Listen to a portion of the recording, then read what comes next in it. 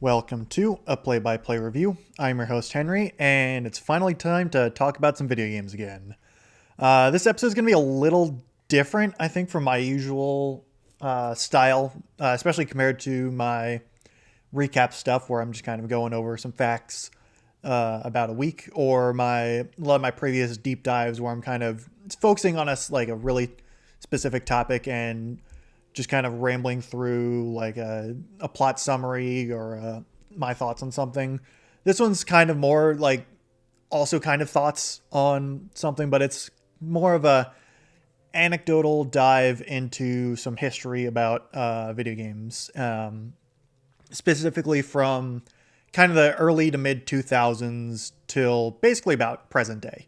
I am someone who is of Generation Z. I'm a Gen Zer, and so I'm also someone who has been deeply ingrained in gaming culture for what feels like most of my life, essentially.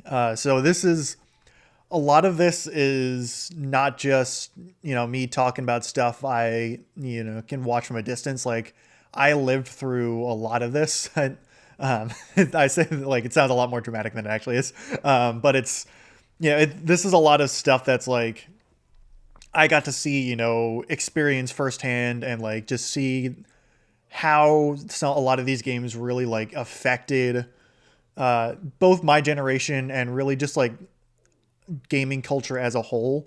And just like how impactful a lot of these things are. And I'll get to, the specifics about some of that stuff as we go on. But it's basically the gist of what this is going to be is that I'm going to be going from, roughly 2000 onward to going over some of like the biggest, most impactful games and kind of genres that really uh, took place and like kind of going from one genre to the next of like what started to pop up, what started to die out as the years go on, and really kind of what shaped gaming culture and what shaped the internet and like online discourse and all that, and just like if you're going to school one day, it's like what is the thing that everyone's talking about, like what is everyone playing at home, what is everyone watching on YouTube, what is everyone tweeting about, etc., etc.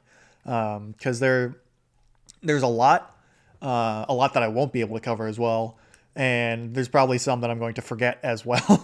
Like I almost forgot when I was making my brief notes for this.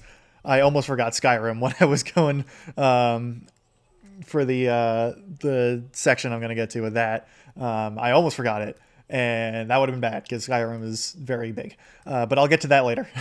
For now, brief caveat is that I won't, as I said, I won't be able to get to everything. There are some genres that like I just won't really be covering.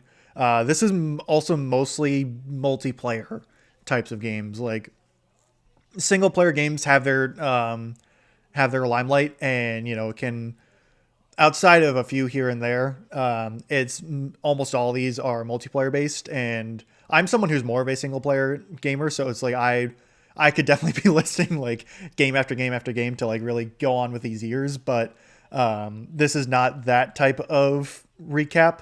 Um, One other thing that I think a lot of people will be, might be thinking about in their minds if they're, um, kind of big into gaming culture at this point is sports games. So your Madden games or your FIFA games or your like NBA 2K games. Those basically like think of it as they're just always present here in the background, just kind of doing their own thing. Like they've had their fan base, which is very large, I might add. They're not like niche games whatsoever. They are some of the most popular games year in and year out, in terms of like pure numbers, essentially. Like they sell like hotcakes.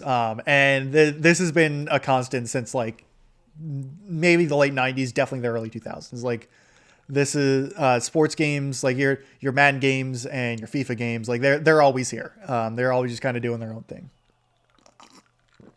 I just won't really be talking about them too much because it would just kind of get really repetitive. Well, it's more that they get really repetitive and their gameplay is very similar year in and year out. It's getting gameplay updates and tweaks, graphical updates and tweaks as the years go on, and like different players and all that. And but anyway, that tangent aside, That is why sports games are not really going to be covered in this.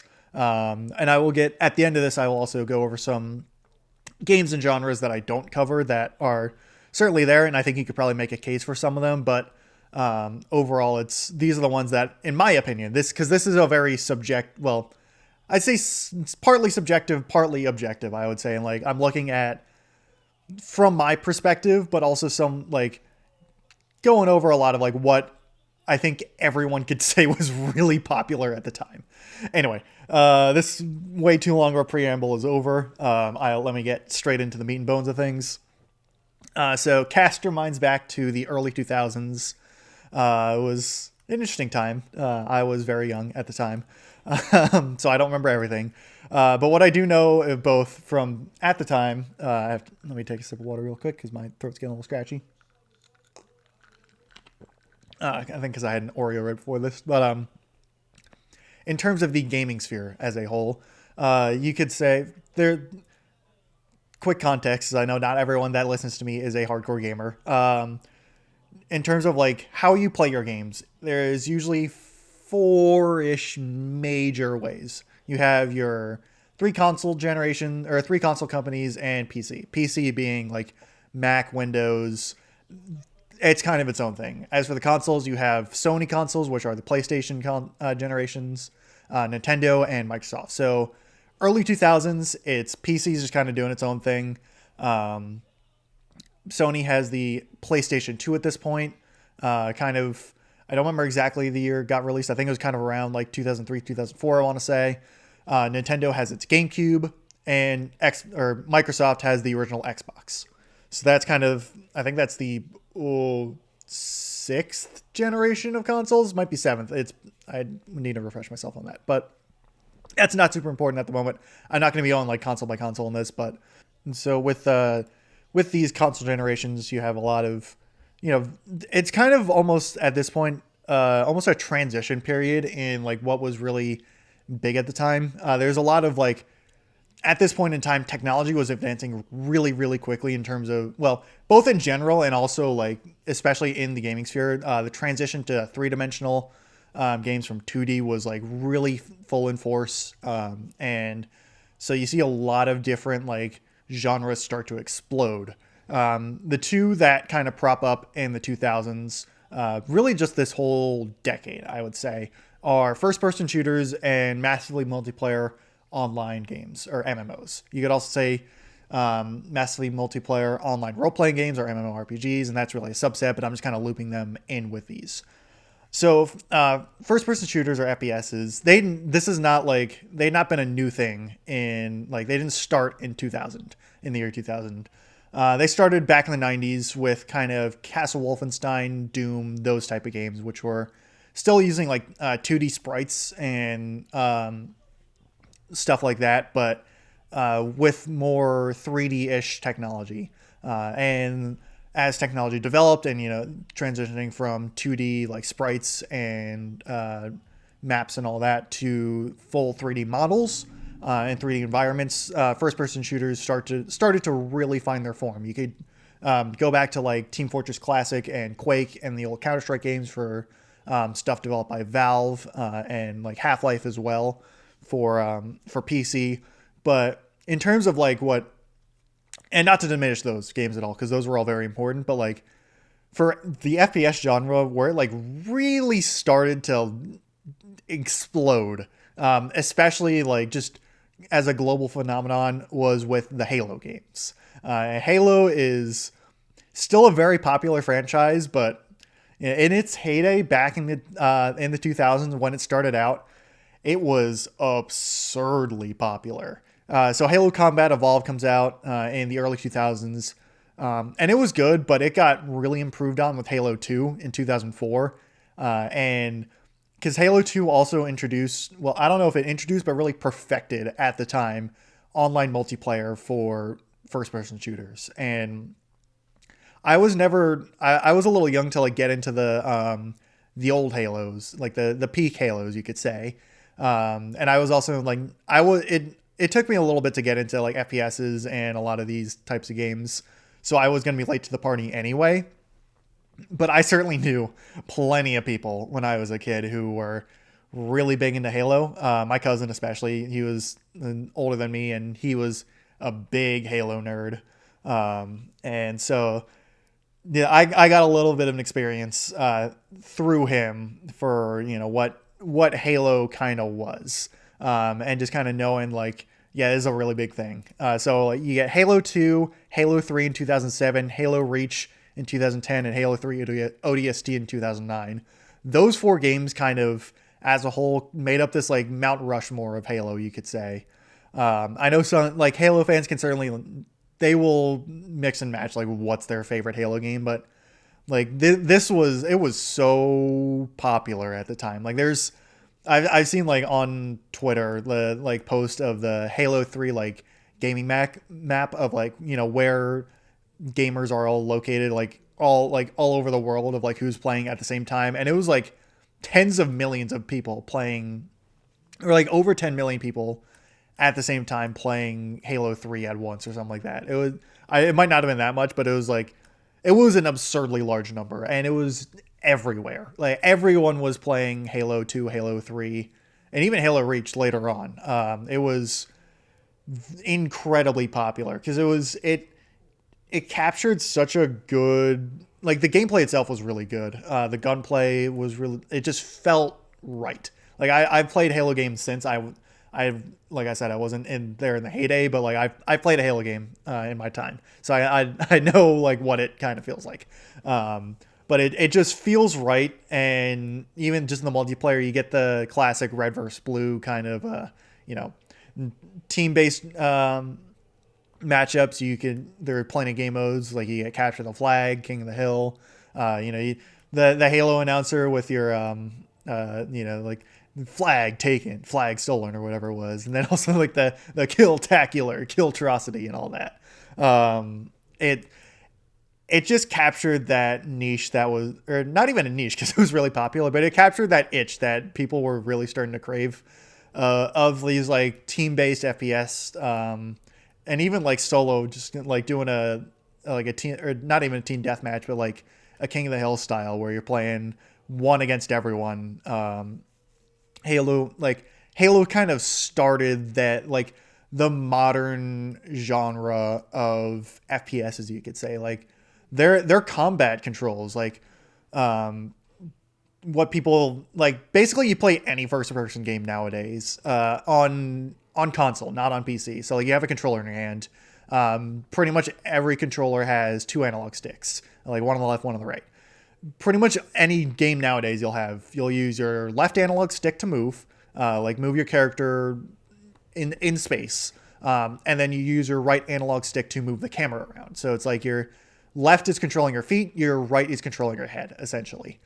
That was not always the case. Like with first person games, like you go to like the Metroid Prime games, which are also technically first person shooter games. I think officially they were known as first person adventure games according to Nintendo, but it was still like you were in first person, you were shooting a gun or an arm cannon in Samus's case. But in the old Metroid Prime games, the right stick, the move your camera stick for what we know nowadays, was not that. It was for selecting different weapons. And the only way to actually move the camera outside of actually moving around with the left analog stick was to use the lock-on feature, which was, anyway, that tangent aside, basically the gist of it is that the control scheme for basically like any first-person game that we know to date was kind of, the Halo games kind of popularized that. So you can thank Halo for that. Halo was not the only first-person shooter to really find its footing in this era. So Halo had its kind of own stranglehold on the like military sci-fi aspect, because Halo is a science fiction genre more than anything else. What also really popped up were historical military shooters. So like ones set in World War II, World War One, Vietnam, Korea, so on, like any major war essentially that involves guns.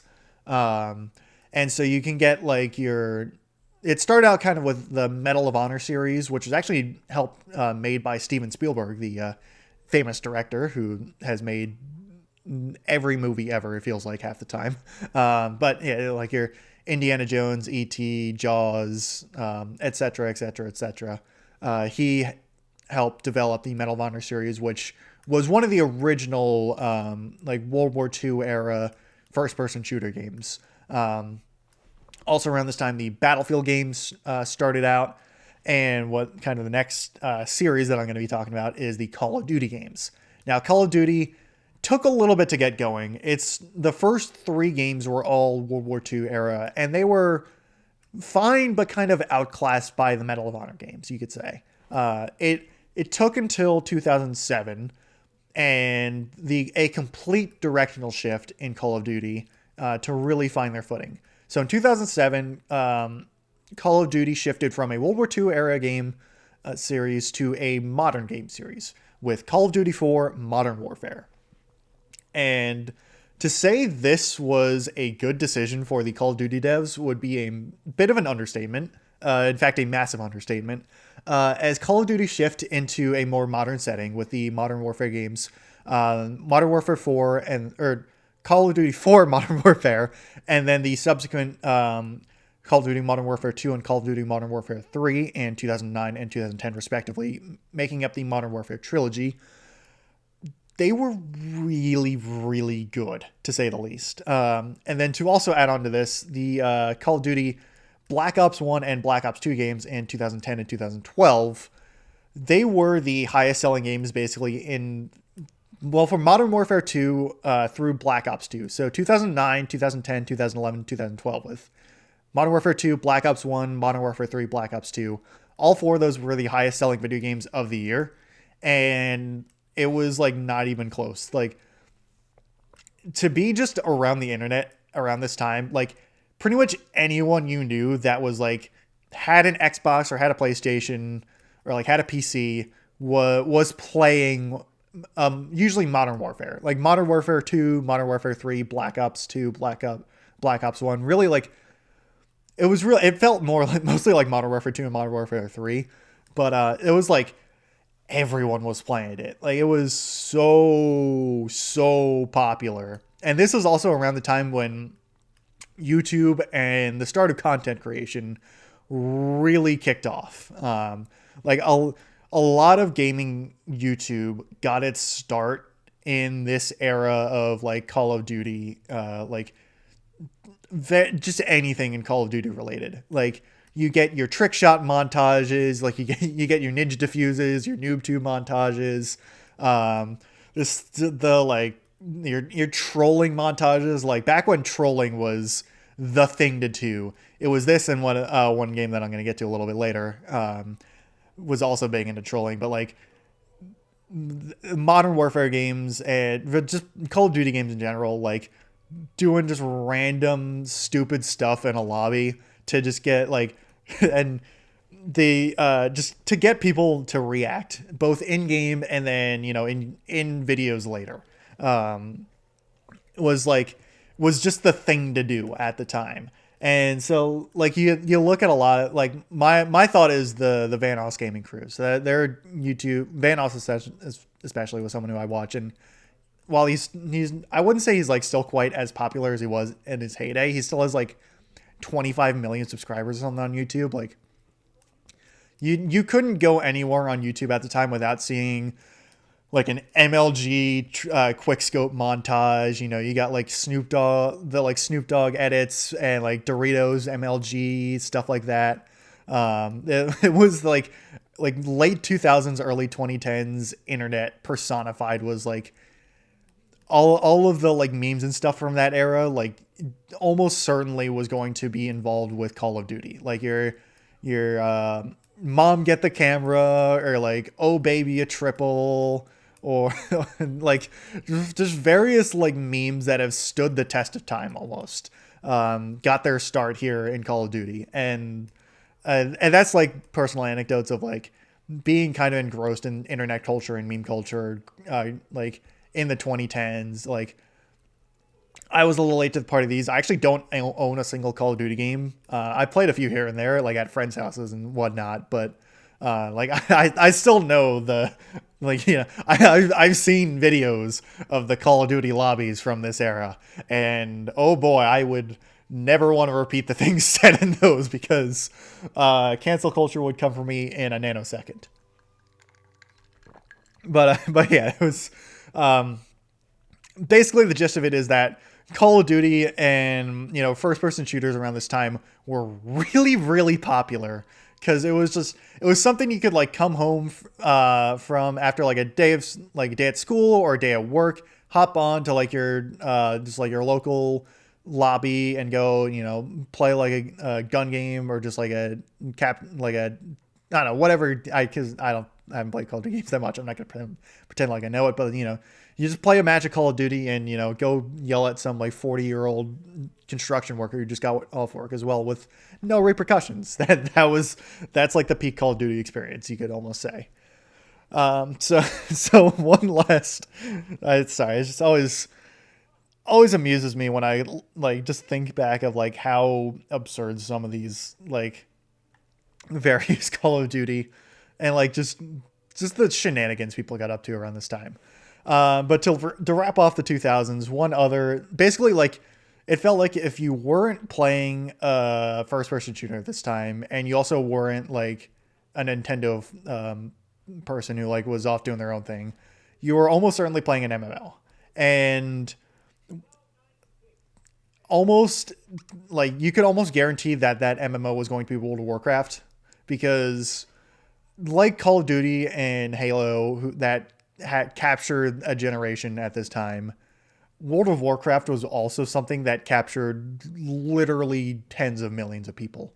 Like it's the I mean World of Warcraft is still very popular. It's not nearly what it once was, but like again, I was not someone who really played all that much of WoW. I played like a tiny bit, and even then, that was like in the late 2010s. So I'm like, actually, like physically being there was not something I can attest to. But I've seen like just like there's so many, just the I can't even describe it. Like the cultural impact of World of Warcraft is so insane. Like it's kind of crazy. And like it didn't come out of nowhere. The Warcraft not genre, the Warcraft series had been around since the 90s with the RTS games of Warcraft, Warcraft 2 and Warcraft 3. Warcraft 3 being an incredibly influential game in its own right. You can think or if you've ever played a tower defense game or a MOBA game, so or a multiplayer online battle arena game, which are extremely popular genres, you can entirely thank Warcraft 3 and also to a lesser extent StarCraft because of that. Because both genres literally got their start as mods in Warcraft 3. Tangent aside, World of Warcraft, which came out in 2004, which made the shift from real-time strategy to the MMO genre, is so popular. Like there's so many content creators got their start in World of Warcraft. Like my thought is the Yogscast, they got their start in World of Warcraft. And I'll talk about them a little bit later as I get to the 2010s in this next section that's coming up. But it like I don't know the highest player count they ever got to, but I have to assume it was like probably 20 or 30 million. Like it was incredibly high. And like it was just so many. It ingrained itself into popular culture. Like think of like any quote unquote like nerd character in like any like mainstream TV show from like the 2000s or even the 2010s. Chances are they're going to make a reference to World of Warcraft at some point.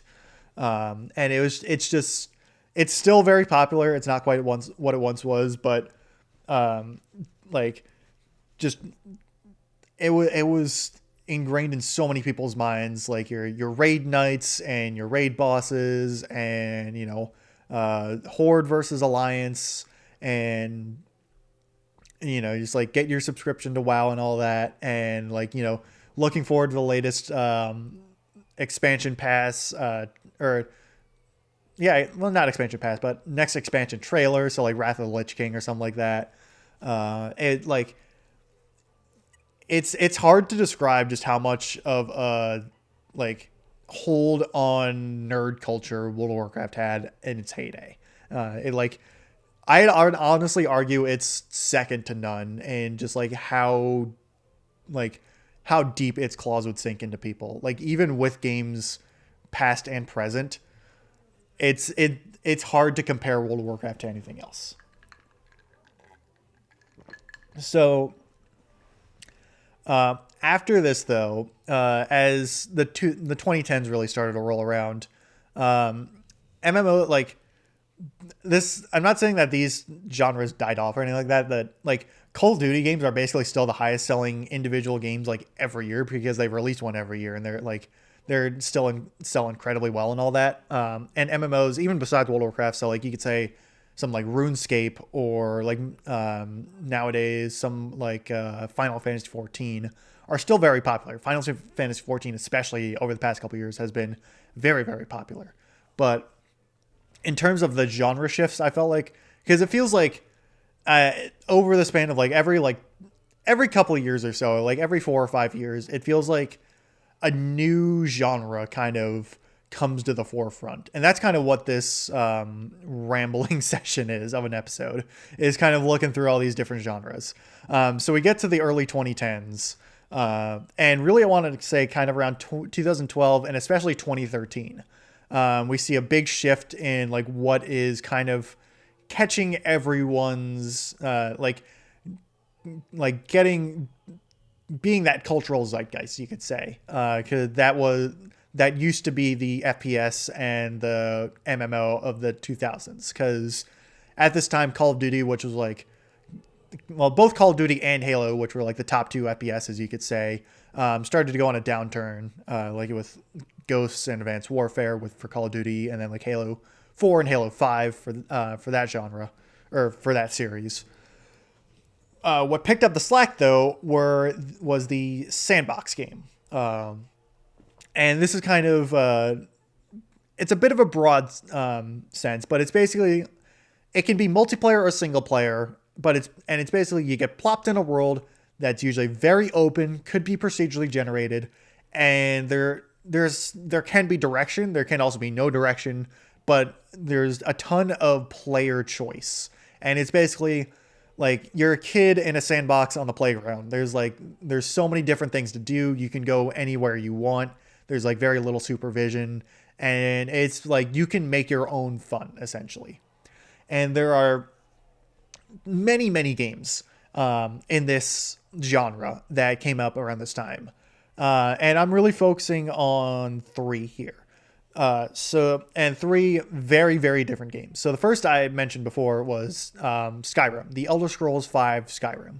And this game, which I believe came out in 2000, it was either 2012 or 2013. I don't remember off the top of my head. But Skyrim was one where it's a sandbox game, but also very much an RPG game. It is a fantasy game, and very like you get dragons all the time. You are the Dragonborn, and Skyrim is extremely popular, still very popular, just for how much, like a ton of replayability for at the time. Like even still, it's a very impressive game.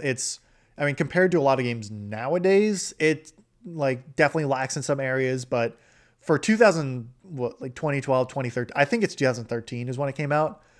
Like it was, the scope of it was incredible. And it just the amount of choice the player had to like go and do the adventure they wanted to do in the way they wanted to do it, in a very vibrant, in the sense of like various different things to do, not in the sense of like the color palette. The color palette is very dull. That is one of my complaints about Skyrim. It is a very dull color palette and not a super visually appealing game, at least in my opinion. But Skyrim was one where it worked. It was more of it. Well, almost. I think it was entirely a single player game. There might have been a mod for multiplayer, but it was basically all single player. But it's one where you just had so much flexibility of how you wanted to go about your journey from being someone who is nearly beheaded at the start of the game to being this all-powerful warrior with the powers of like multiple dragons and you like taking down demonic princes and being the leader of like thieves guilds and like taking down vampire guilds and stuff. It's like you're stopping civil wars. It's like you go from 0 to 100 really quick, but how you want to get there is entirely up to you. And that's the kind of what the sandbox genre is that you have there can be a destination. There doesn't have to be, but there is a quote unquote destination. And that can be very different from the starting point. How you get there, pretty much entirely up to you. So the other game that also came out in 2013 that was like also sandbox, but like not quite the like pure sandbox, I would say. It's a sandbox, but also like has a lot of other aspects to it. Is Grand Theft Auto 5 and So, as the name suggests, it is not the first game in the series, but to say GTA 5 had like, and this is not to say the previous GTA games are bad or like didn't have as much of an impact, because they did. But the level of impact that GTA 5 had compared to the games before it, and like so many games in the area, like it's one of the highest selling games of all time for a good reason. Like it is, the scope and scale of GTA 5 is extremely impressive for the time. Like even if that game came out today, I would still be incredibly impressed with just how much content they packed into that game. There's a reason why so many people like both even like content creation, even just like playing at home by themselves with like not a care in the world, like will dump tens of thousands of hours into that game, because it's just it basically gives you the fantasy of like you're in a city and you can do pretty much whatever you want with no repercussions. And it's like, this is not to say that people are inherently bad. Like people want to go out and just like start shooting up random cars for fun with a minigun, but it's like you can do that. You have a minigun in that game, you can do that. And it's like you want to you want to just buy a Lamborghini and cruise around Los Santos and listen to the radio for 5 hours. You could do that. You want to go try and hijack a car and try and jump it over into a military base to steal one of their hover jets. You can do that. I've tried to do that many a times and usually failed because it's really hard. But it's just there's so many different things to do where it's like you can do mundane things, you can do crazy things. And Rockstar, they also introduced over the 10 plus years they've been adding content to that game. They've introduced so many different things that like has still kept the game fresh, even when they probably should have been working on GTA 6 instead. But like it's similar to the like World of Warcraft or Call of Duty back in the 2000s. Like you couldn't really go anywhere in the gaming sphere without seeing something GTA 5 related.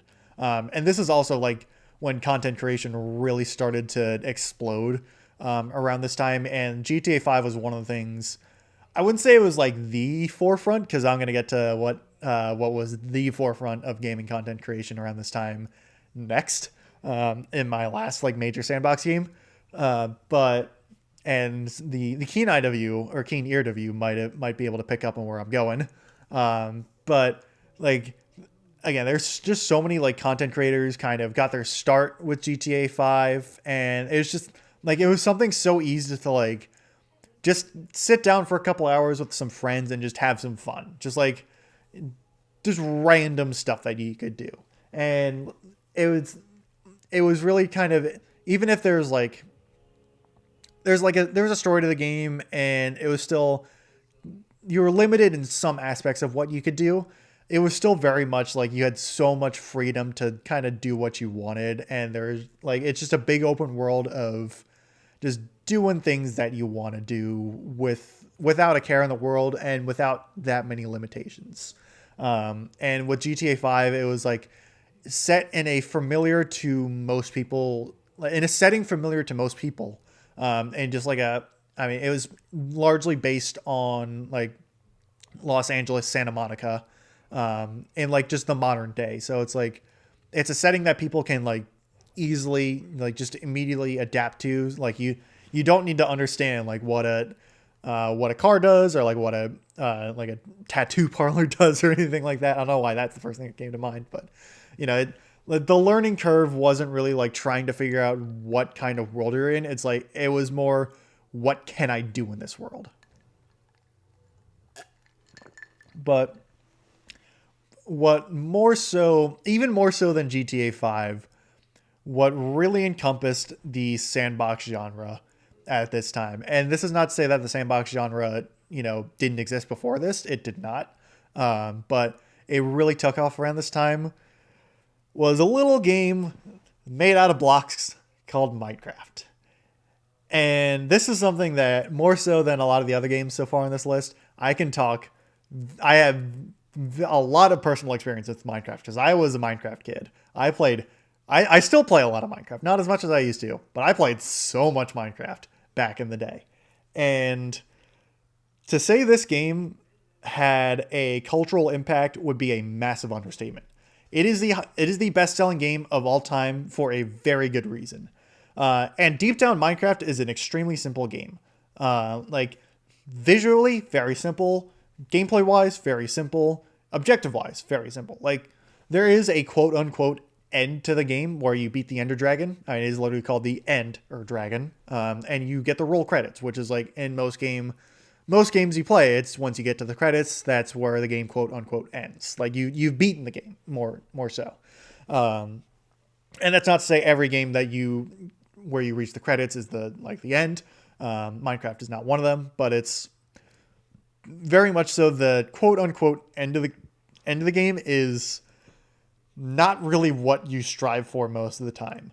The simplicity of Minecraft, but also just the massive scope of it, just made it so easy to like build up from nothing. Because one thing that Mojang and later Microsoft were very good at, especially early on, was just allowing people to take Minecraft and make it into their own. Because a lot of what Minecraft like has become isn't just from like what was developed by Mojang.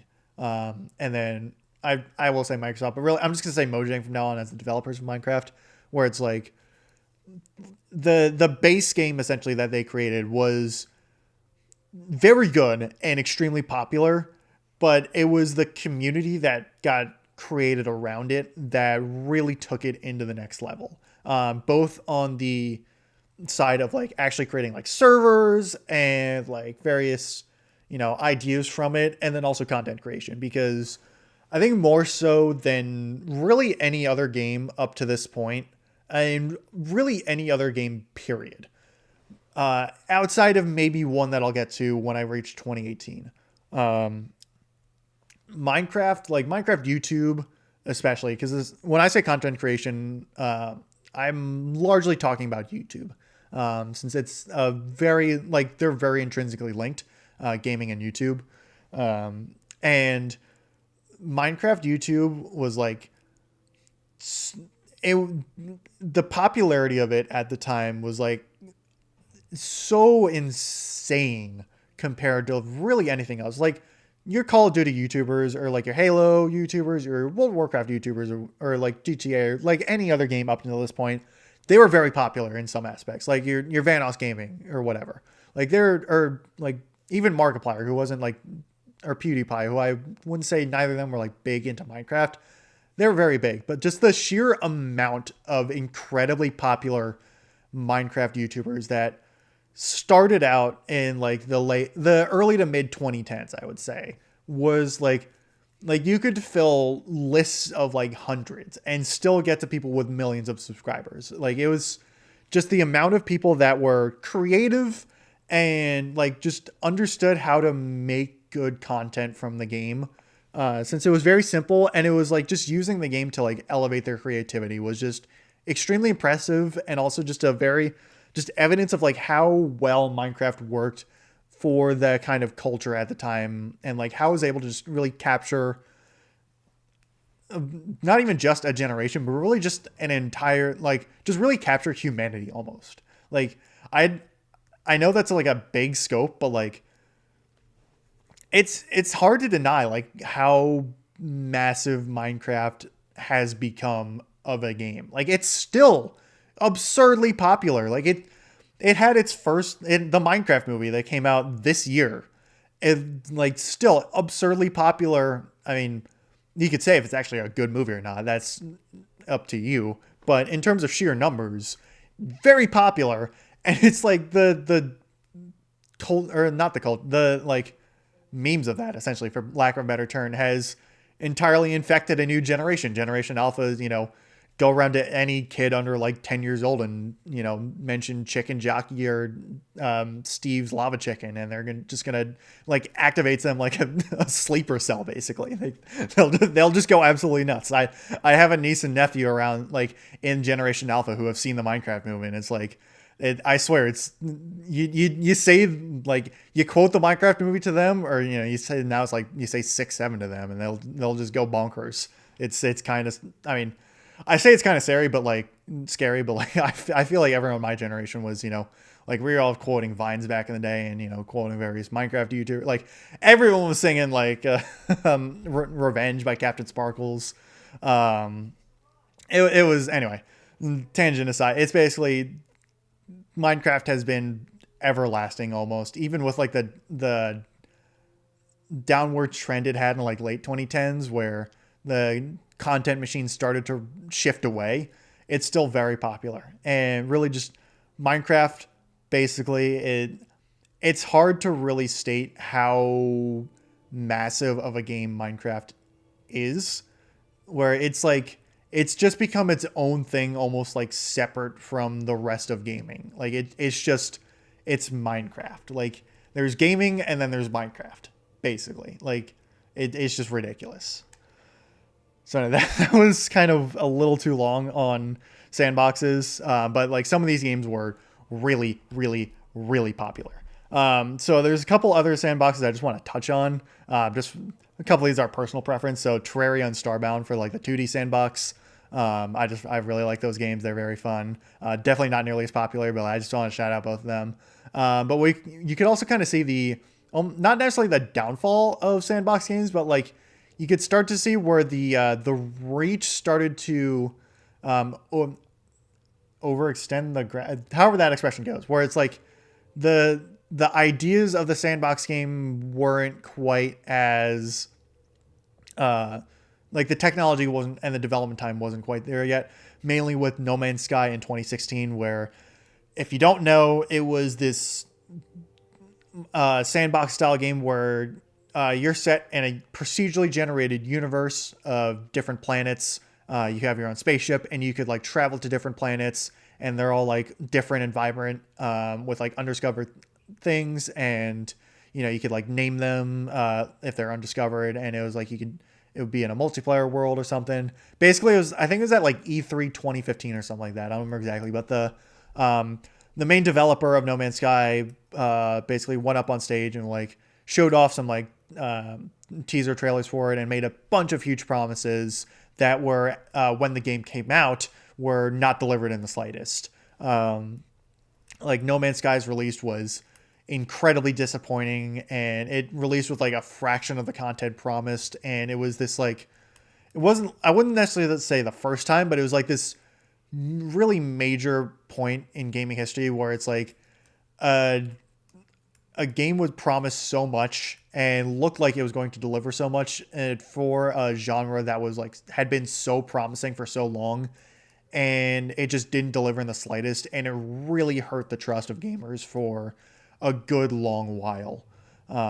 And so it was luckily the good thing about No Man's Sky is that if you play it now in 2025, at least at the time of recording this 2025, it is actually like a really good game and has realized a lot of what it tried to realize back in 2016, but this is 9 years later. So the damage has already been done there. So after that, we skip ahead a few years to 2016, and this is kind of more of a minor, well, not necessarily minor, but like a more of a brief flash in the pan almost kind of genre, the hero shooter or team shooter genre. And this is again not something that was new, but this is one where it's really two games that I want to mention. One that came out in this time, one that it was kind of based off. So Team Fortress 2 was a game that came out in 2007, and it kind of popularized the wacky, zany hero slash team shooter genre, where it's like you have set classes where each class is represented by a character. All the characters are very distinct in their personalities, and each of them have their own play styles, and the gameplay is derived from like how these different classes interact and like who gets good with what, etc., etc. TF2 has had its own community, very tight-knit community, very popular community, and it's kind of its own thing. It was popular. It's not nearly as popular as it once was, but I wouldn't say it necessarily was on the level of some of these other games where it really captured a generation. That's kind of the tagline for this episode, is capturing a generation. I think that's what the actual episode name is going to be, or at least part of it's going to be capturing a generation. What game in this genre did kind of fly a bit higher, but also crashed quite as quickly, was Overwatch. Now, Overwatch was made by Blizzard Entertainment, who also made the World of Warcraft, as well as the StarCraft games and Diablo games. And Overwatch was their first new IP in like 15, 20 years, basically, which is very big for an extremely popular company. Like Blizzard, basically this like 2016, 2017 was like before Blizzard took a turn for the worse and like really went from a company with a terrible work environment that made really good games to a company with a slightly less terrible work environment that makes bad games, essentially. That's what they kind of are now. But at this time, Blizzard was still very much riding a high of making like just continuously good games. And Overwatch, like the release of Overwatch was absolutely massive. Like everyone was playing Overwatch when it came out, because it was really well made. Like the gameplay was really good. The roster that it had was incredible. Visually, it was really good. The world building that they created was fantastic. So it was like they set themselves up to succeed really well. And frustratingly, they did like basically nothing with it. Like I'm still waiting. Everyone is still waiting for single player Overwatch content that they have promised and never delivered. And I don't want to turn this into a rant about Overwatch, so I'm just going to stop it there. But basically, Overwatch has a lot of missed opportunities. But when it came out in 2016, it was really, really, really popular. Like again, you go onto YouTube, and around that time, like you could not escape Overwatch stuff at that time. And yeah, it was just like the characters were really popular for their like. You get like character studies and like lore studies and all that for like the world as well. The gameplay itself was also really popular. Like I remember like queuing into ranked for Overwatch back in the day. It was like they're just the wait times were non-existent. The player queues were huge. Like it was really popular. But the problem with those types of games were hero shooters and like just that sort of service and like how that game is set up as a whole is that the gameplay can only take you so far. And outside of like TF2 really, where that's kind of the exception, and also Counter-Strike, and that's also kind of the exception for different reasons. TF2's community is just kind of insane and they just kind of they're so ride or die. And then Counter-Strike has its own they have esports, and then also the skin market, which is basically its own entire economy. For reference for dating this, I mean, you can say whatever, see when this episode comes out, but it's just a few days ago, the Valve made a change. This is also a complete side tangent, but also something that I kind of want. I find interesting, and I think I should include. Um, Valve changed some policies around for how Counter Strike weapon skins are um, addressed, where basically lesser rarity skins. I don't know the specifics of this, but I think it's like lesser rarity skins can be like traded up to get higher rarity skins, and basically, um, it was an economy that was based off of rarity. So think of like stamp collecting, or I think like for those who don't know, like are in the gaming sphere, the like stamp collecting or coin collecting for like people who are of older generations, or like Pokemon card collecting for newer generations. But CS:GO skins were very much like rarity based and like quality based. So it's like how rare the skin is to get, and like how good it looks, like what quality is it in, and that determines its value. The market, I believe, before the change was valued at, I think, like $6 billion in total. It has now been slashed basically in half to like 3 billion, with which is still absolutely absurd. Like why the Counter Strike skin market is that much in the first place is beyond me. But why people are trading, or why literally digital skins of weapons, like literally how your knife or how your AK-47 looks, like what kind of pixels are on it, is like that market for it is literally billions of dollars. I don't understand, but it is, and it's also now going through a major change. Anyway, side tangent over. I kind of lost my train of thought, but that was something that like I wanted to throw in because it's very interesting. But anyway, I started to regain it. Overwatch kind of died out because it just didn't have a ton of new content of like what people really wanted. Where like they would release new heroes and all that, and it was like it was fine enough, but people really wanted single player content and just like wanted more to do than just the same hero shooter gameplay that they'd been playing for a couple of years at that point, where it was like you could get entertainment out of it, but it would get to the point where gameplay would start to get kind of stale, and that's true for basically any game. It felt like the Overwatch gameplay, it started to like it would peak and then get stale very quickly compared to a lot of other games. And Blizzard just never seemed to like really want to do like take another risk and like do content that wasn't just like introducing a new hero or adding like a small co-op event every like 6 months or something like that. But like so like the genre's still around. It's not nearly as popular as it once was, though it has gotten a bit of a revival recently with sort of Overwatch 2, but not really. But also more so Marvel Rivals this past year. Although that's more so that it's a hero shooter with Marvel characters, which is kind of a slam dunk. I don't know why it never happened sooner. But even then, like I would say Marvel Rivals popularity is already starting to dwindle a little bit compared to what it was like back in early 2025. Anyway, this is already starting to get longer than I would like, but I'm going to see if I can start getting a little faster. One more sip of water here. So luckily I don't have too many more arrows to kind of go through. The next one really is one that is very popular, but one that I don't have a ton that I can really talk about because I was not really big into it, but it is the Battle Royale era.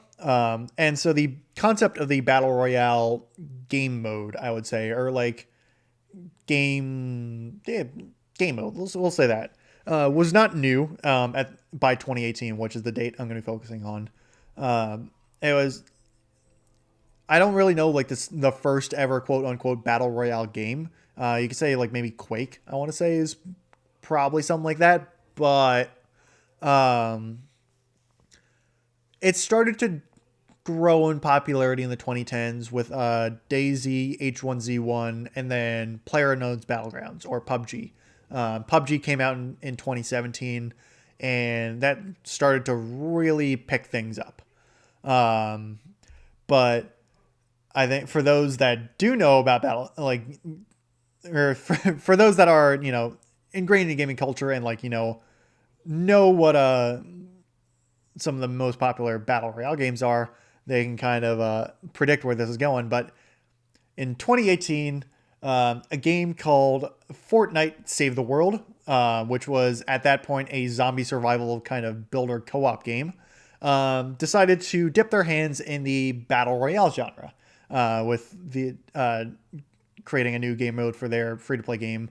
Or, well, I think actually Fortnite Save the World was a paid game, but their battle royale mode, just known as Fortnite Battle Royale, though we'll just call it Fortnite, was released in 2018. And if you haven't heard of Fortnite, um, I'm assuming you have either never played a video game before or are living under a rock, because Fortnite is, well, I shouldn't say that. That was a little mean. But basically, that was mostly almost like hyperbole to say Fortnite is so absurdly popular that like Minecraft is the most, like, I hyped up Minecraft a lot. Fortnite is I think the one game that gives it a run for its money. Um, like, you could not go in 2018 literally anywhere without seeing something Fortnite related. Like, I mean, gaming wise, everyone was playing Fortnite. Like, it was just everyone. Even I played Fortnite, and I don't like Fortnite at all. I'm not a fan of it. I played like 2 hours of it and didn't enjoy it. But yeah, like, everyone was playing Fortnite online. The YouTube, oh my god, so this is a personal note for me. So I was never a fan of Fortnite. I really did not like Fortnite YouTube, and since I'm someone who watches way too much YouTube.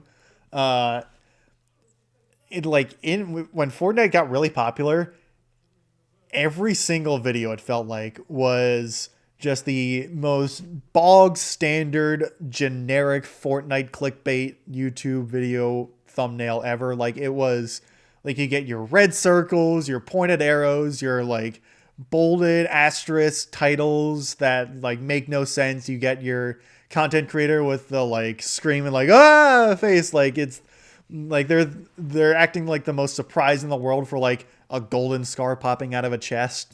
Um, this is a total rant, but like, I hated this era of YouTube so much. I hated it so much. And it was like every gaming YouTuber, it felt like, was like jumping on the Fortnite bandwagon. Rip Muzelk. I loved his TF2 and Overwatch stuff, and then he became a Fortnite YouTuber, and I think he got more popular, but I stopped watching him because I was not. Anyway, that's entirely me. I think he's doing fine. I think he still does Fortnite stuff, but like, it was just like every content creator was jumping on the Fortnite bandwagon because it was so absurdly popular. And I get it. It was where the money was at, basically. It was where the views were at. But it was just so, for someone who's not into Fortnite, it was just not a fun time to be in, because it was like, you couldn't go anywhere without seeing something Fortnite related, and it just was not enjoyable in the slightest for me. It was certainly enjoyable for plenty of others. Like, the late Gen Z, early Gen Alpha, or like really late Gen Z kids, because I think it was kind of like basically the kids who are like 10, 11, not like 8 through 11, I want to say, around this time, like, they were the Fortnite kids. Like, they were the ones doing the Fortnite dances, like the floss dance, the orange justice dance, the Fortnite default dance. Like, you couldn't go anywhere without seeing that. Like, I remember watching, just a side tangent, into the NFL. Like, the 2018 was the 100th year of the NFL. And they did this Super Bowl commercial where it, like, one of the best commercials I've ever seen. Where, like, it was so cool. Where they got like a bunch of NFL legends, like past and present, gathered together for like a mock banquet in the commercial, to like celebrate 100 years for the NFL. Like, they had Brady there, like Tom Brady. They had Terry Bradshaw, Jerry Rice, Ed Reed, Brian Urlacher, Marshawn Lynch, Pat Mahomes, Baker Mayfield. Juju Smith-Schuster was there because that was when he was super popular. I think Saquon Barkley was there Roger Goodell, Michael Irvin. It was basically like list like Jim Brown was there as well. Like list a superstar player in the NFL, and he was probably in that commercial. And then Ninja was also there. And if you don't know, Ninja was, I don't know if he still is, but he was a Fortnite streamer back in the day. And he was literally the most popular streamer on the planet. Like he would basically became a celebrity because he streamed Fortnite. I don't even know why, like, he specifically got so popular, but Ninja was like a list celebrity almost, with like how popular he was, and like he got into the freaking NFL 100 commercial because of course he did, and that was just like I still say Minecraft overall has been more popular, but I think Fortnite in terms of the peak has been unmatched in terms of popularity. Like it's just insane how popular Fortnite got, and it's still very popular to this day. It's not quite as popular as it was back in 2018, 2019, but it's still very popular. So anyway, it did feel like going 2018, 2019 that like Fortnite's popularity was just never going to stop. But so this is also correlation causation, or like not equaling causation. I don't think this is necessarily what the reason why, but obviously 2020 happens and the pandemic happens and things get a little weird in everything basically. But with the lockdowns, people had a whole lot more time on their hands, and people also really wanted to spend time with their friends. And sure, you could hop onto Fortnite, or what also kind of started to get popular around this time was the Call of Duty's answer to the battle royale genre in the Call of Duty Warfare game modes, or not Warfare, Warzone game modes. Warzone being extremely popular as well, still to this day. But the pandemic era, that was a good slip up there. Pandemic era of games was they were interesting to say the least. Since a lot of it was more like co-op, or not necessarily co-op, but like party games almost, where like you're playing online with friends, just together in a lobby doing random things. And there were a couple things. There, like, you could name plenty of different games this time. One of them that was more of a online game was Fall Guys, which was like you run around with like a bunch of other people on an obstacle course, and it's like also sort of a battle royale in a sense, where it's like every stage eliminates a certain number of players, and it like the competition field keeps dwindling over time. I've never actually played Fall Guys. It seems very fun, but I just never really got into it.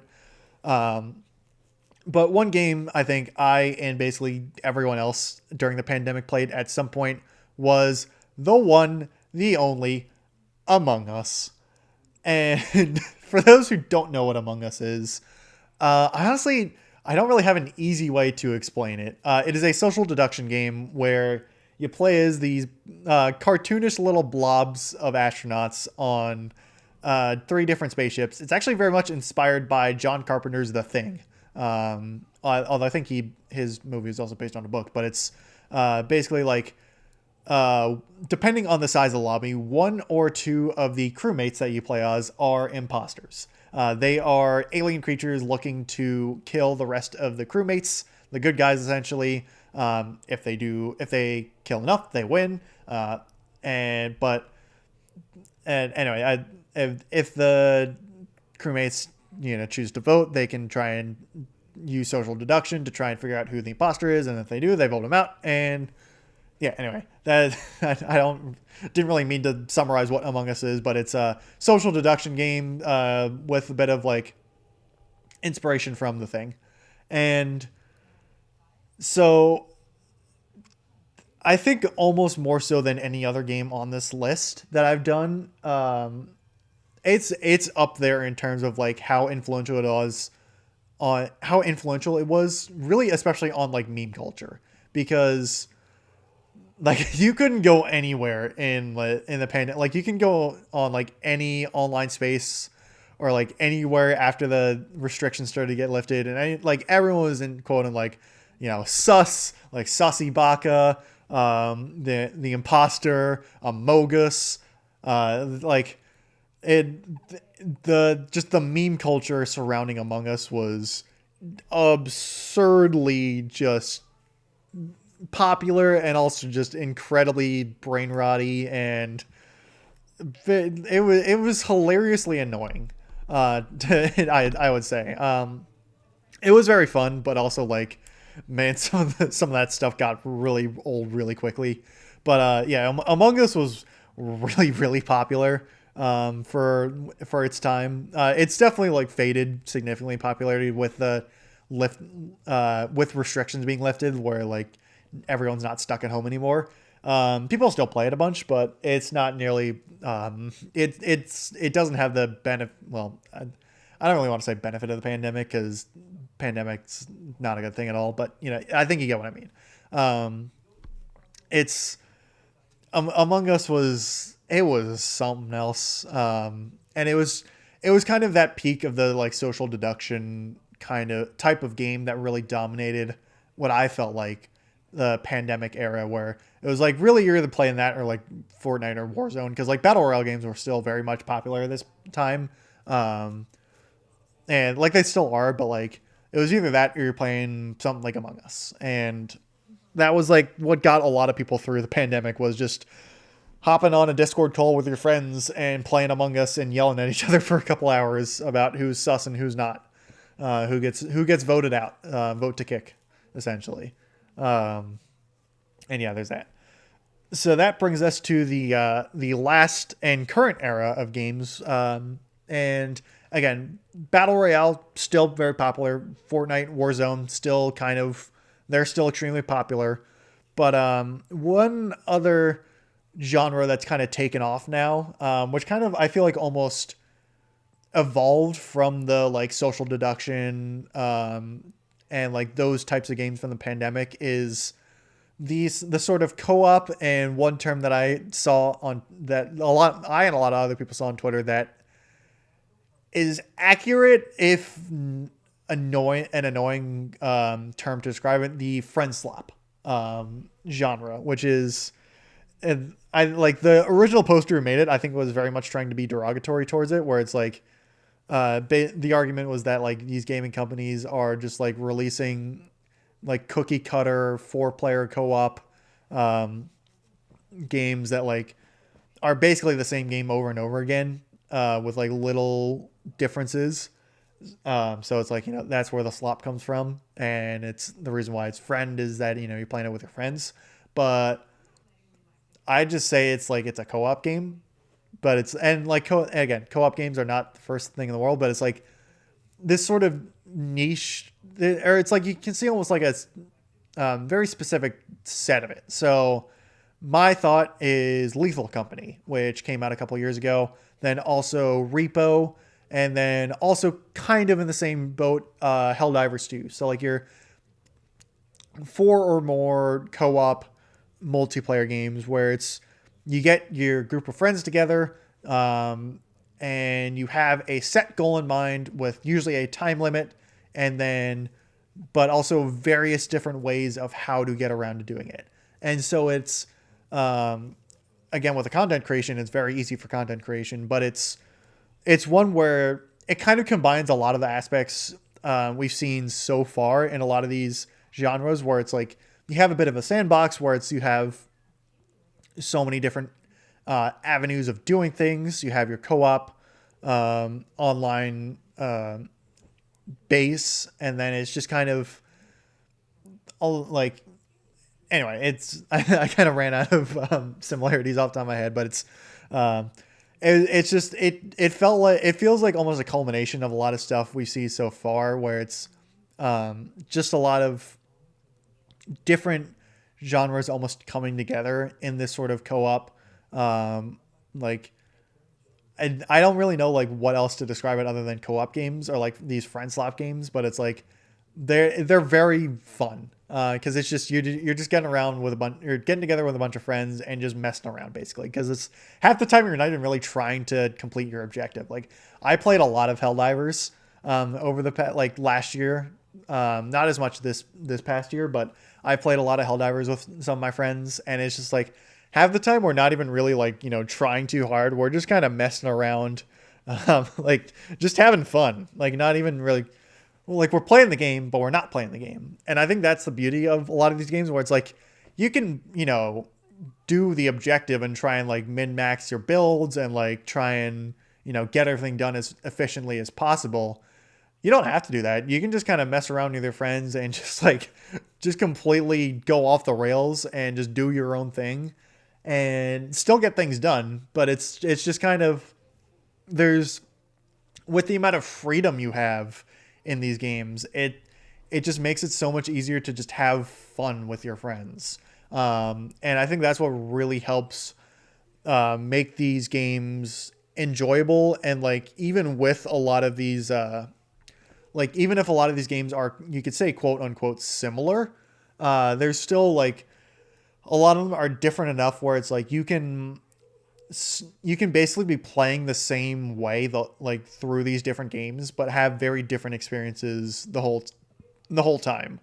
And that's what kind of makes it interesting to see. Like, I'm curious to see like what kind of what sorts of these games come next. Like Peak, for instance, not like Peak the expression, like the game literally known as Peak was something that was also pretty recent.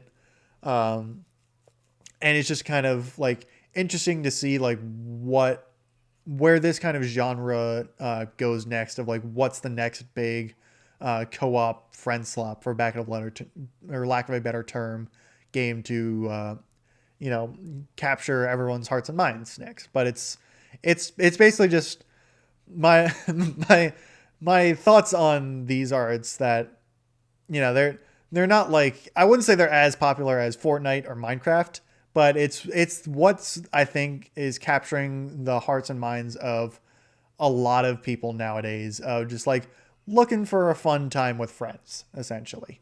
And these types of games have done it incredibly well. So that is the brief summary of what I think kind of some of these games, or some games that have kind of shaped gaming culture in the past two and a half decades almost. A few games that I also want to touch on that I did not mention. So in addition to sports games, I also want to throw out Five Nights at Freddy's, specifically the game series there, where it's extremely popular game series that didn't really fit in a niche with like any other game like genres as a whole. But I feel like I had to mention FNAF at some point because it's just very popular in its own right. And like the first game came out in 2014, and you couldn't go anywhere without anyone talking about like or FNAF and all that. And like a lot of content creators also got their start in FNAF, and also like a lot of the game that kind of spun off from that specific type of genre. Another one other kind of last one I want to mention is League of Legends and MOBAs as a whole. So I mentioned earlier MOBAs being mass or multiplayer online battle arenas. League of Legends is the king of MOBAs. I don't think that's much of a dispute. Kind of like sports games, League has just kind of been around. I think like 2009, 2010 is when it came out. But League has kind of just been doing its own thing. It's, again, I wouldn't say it's as popular as some of these other games that I've listed, like Minecraft or GTA 5 or Fortnite in terms of like sheer numbers. But the fan base, it's kind of like Counter-Strike, where it's had a very dedicated fan base. It's lasted for a long time, and its esports scene is also extremely popular. And it's just one other game that I wanted to touch on where it's like, yes, League is very popular. It's here. It exists. It's been kind of just doing its own thing for over a decade now. One last note I want to touch on is Nintendo. I mentioned them at the start. Nintendo is kind of a company that's been basically, they just kind of do their own thing. Basically all these games outside of like a couple of them that, well, none of these games were developed by Nintendo that I've mentioned so far. They've all been developed by other, like, either like Sony or Microsoft directly or other game studios. But they were ones you could find on PC, Xbox, or PlayStation. Rarely you could find them on Nintendo consoles. And if you do, it was usually a port years later. Um, Nintendo is kind of, they were doing their own thing. They're very popular. I'm a Nintendo guy, so I played my fair share of Nintendo games, but I will definitely concede that, like, even like a new Super Mario Bros. Wii that comes out in 2007, or like even the Pokemon games that come out aren't, like, they haven't hit the numbers nearly as much as like Minecraft, Fortnite, or GTA have. They're a very different. I mean, a lot of them are also single player games, and that's a big aspect of that, where, like, even outside of really like Skyrim, basically every game that I mentioned has gained its popularity more so through its multiplayer rather than its single player. Like Minecraft and GTA, Minecraft single player is very popular. And I think plenty of people who have gotten Minecraft have played it just for the single player, but multiplayer is also a huge aspect of Minecraft. And basically everything else is like almost strictly multiplayer outside of some of the other sandbox games.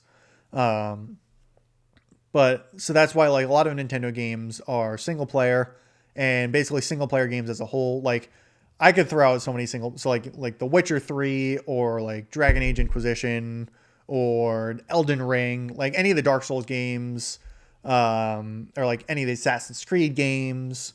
Like all of them are basically like very popular in their own rights. They're just single player games, so they don't quite, or well, single player games, some of them may have multiplayer aspects to them, but they're largely a single player game. And overall, they just don't have quite the, in terms of like sheer numbers, they don't have quite the popularity that multiplayer games do. Anyway, I don't really have a good way to conclude it. That was basically like the other aspects I really just want to touch on in terms of games. That's really all I have for this.